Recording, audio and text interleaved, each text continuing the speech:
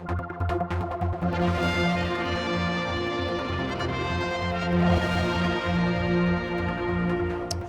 more from the Sinclair range today. We're talking about the Commonwealth Games, and we've got two who are going to be virgins at the event, and we also got Steven here, who's an old pro. How many have you done? I've been to 2 games. I've been to Manchester and Delhi already. Okay.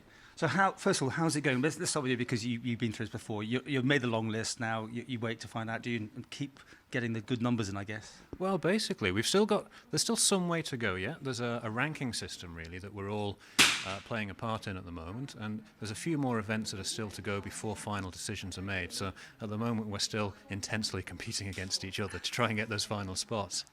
Now, we've been hearing about the digital sort of makeover the whole sport's had. Has that worked for you? It's worked for everyone, because it actually makes it an awful lot easier to refine your technique. The electronic scoring systems that have been introduced across the sport, they make it better and easier for the shooter to perform well on the day, but also they make it more interesting for the spectator, because the spectator gets an awful lot more instant information back and can enjoy the story and the journey of each shooter as they proceed through their match. Let's talk to you two guys. I mean, looking forward to the idea of going to represent the Isle of Man? Yeah, of course, yeah. I mean, it's great pride to represent the Isle of Man. I like representing the Isle of Man. I competed in the Commonwealth Youth Games for the Rugby Sevens that was held here in 2011, and that was just great fun and great spectacle being part of. So looking forward to hopefully doing it again for the Commonwealth Games in Glasgow. Yeah. Fantastic. And yourself? It will really be the culmination of 2 or 3 years training, so I think it would be good if I get selected for that. And for these guys, they haven't obviously experienced being at such an event where the pressure must be big, and you've got a lot of supporters, and of course being just over the water, this one's going to be a big one, isn't it? Absolutely, and it's quite palpable when you get to the games, that sense of pressure. You're on the firing point, your heart is racing, and the sport of shooting is all about staying still, as being as accurate and precise on the target as possible. That's very hard to do when your heart feels like it's trying to jump out through your throat.